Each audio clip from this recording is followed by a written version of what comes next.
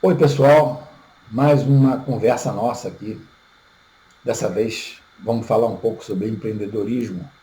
Vamos trabalhar em cima da modelo de negócios que você vê no mercado. Como é que o mercado se comporta e de que formas vocês acham que é possível sobreviver nesse mercado? De que maneira? Bom, no passado, as pessoas iam ficando mais velhas, iam estudando e tal, com o objetivo de conseguir um bom emprego em algum grande empregador. Tá? Empregador esse que pagasse um bom salário, desse boas condições, pagasse todas as verbas trabalhistas, desse plano de saúde, vantagens aqui e acolá. Geralmente, esses grandes empregadores, ou é o próprio governo, federal, estadual ou municipal, ou uma de suas derivações, como ficaram conhecidas as estatais, que eram empresas que tinham muitas facilidades, pertenciam ao governo, mas não se comportavam como se fossem do governo. Se comportavam como se fossem empresas privadas. E aí alguns fenômenos aconteceram. Por exemplo, empregados de empresas estatais de grande porte viviam numa bolha, geralmente ganhavam salários acima da média do mercado e tinham facilidades e proteções muito acima da média do mercado. Não preciso ir muito longe nem dar exemplos que eu tenho certeza que vocês sabem do que eu estou falando. Acontece que as grandes modificações estão surgindo e o mercado se muda, o mercado se evolui em várias direções e a grande alavanca dessa mudança, eu acredito que tenha sido a internet, mas não só a internet, foram as mudanças políticas. Tá? Os governos, de um modo geral, começaram a reduzir os custos associados a esse tipo de investimento, começaram a se desfazer desses ativos, aí, dessas empresas estatais, que é o que está acontecendo no Brasil hoje. A tendência é que isso prossiga. Tá? Mas o que nos deixa numa situação interessante, porque o que eu, como um adolescente ou um jovem, preciso sobreviver, o que eu vou fazer da minha vida? Vou estudar para fazer um concurso para alguma coisa? Estava na moda, teve uma época aí que era moda ser concurseiro. Inventaram até esse termo aí, para justificar, para explicar pessoas que se dedicavam a estudar para concurso, algum concurso. Os advogados querem fazer concurso para juiz ou para procurador, para alguma coisa da área deles. Os outros que não são advogados querem fazer concursos para empresas estatais de grande porte, como engenheiros ou como médicos ou lá o que seja. E isso aí estava na bola, estava na vez. Só que isso não consegue se sustentar, porque ao mesmo tempo em que você tem empresas de grande porte, estatais, produzindo uma série de facilidades, uma série de vantagens para aqueles que conseguem entrar nos seus quadros, tá? A grande parte da população continua com problemas. Ela não tem grandes empregos e aí as pessoas começam a pensar por que eu não faço meu próprio negócio? Fazer o próprio negócio é uma coisa que tem vários aspectos diferentes.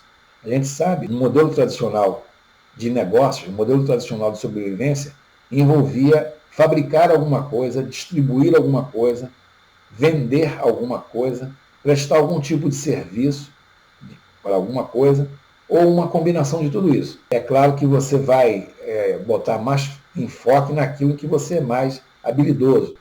Por exemplo, qual é a habilidade de um mecânico de automóveis, tá? Que tem uma empresa de mecânica de automóveis? Ele é um prestador de serviços.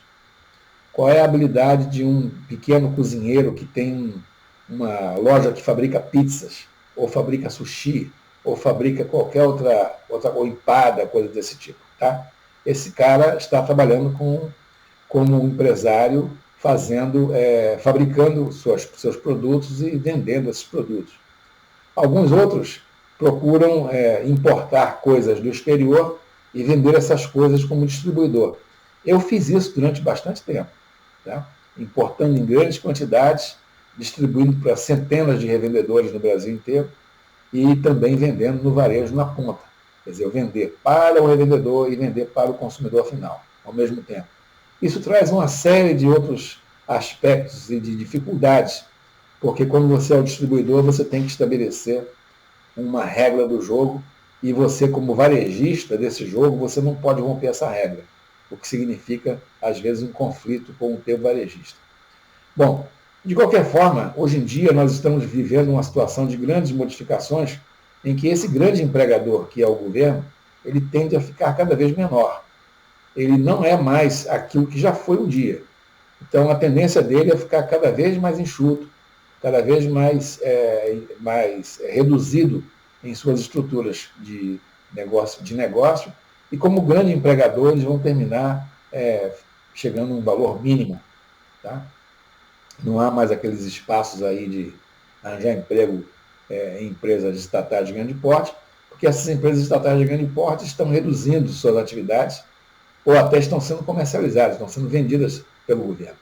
Bom, de qualquer forma, quando eu penso nisso aí tudo, eu fico pensando naquele jovem que eu falei agora há pouco, que precisava sobreviver e queria montar o seu próprio negócio, a primeira coisa que ele faz é pensar se um organismo existe no governo capaz de dar a ele informações.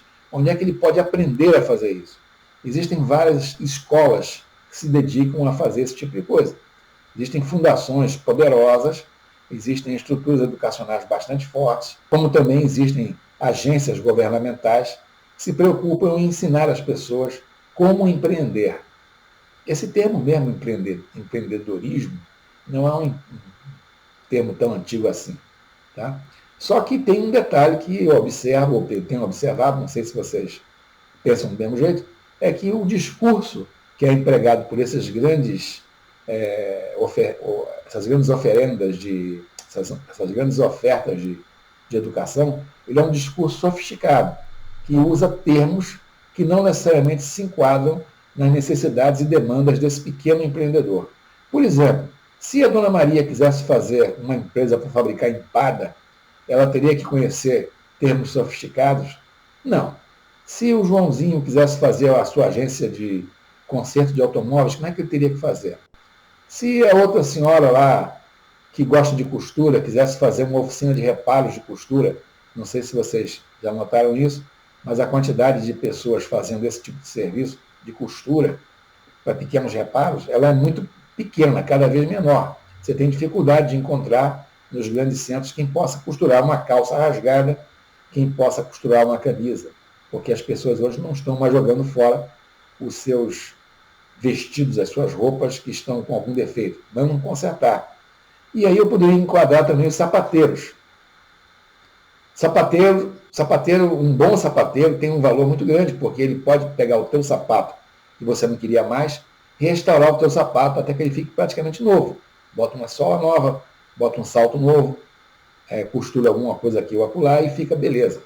Só que esse profissional de serviço, de sapataria, também é um profissional que não aparece muito.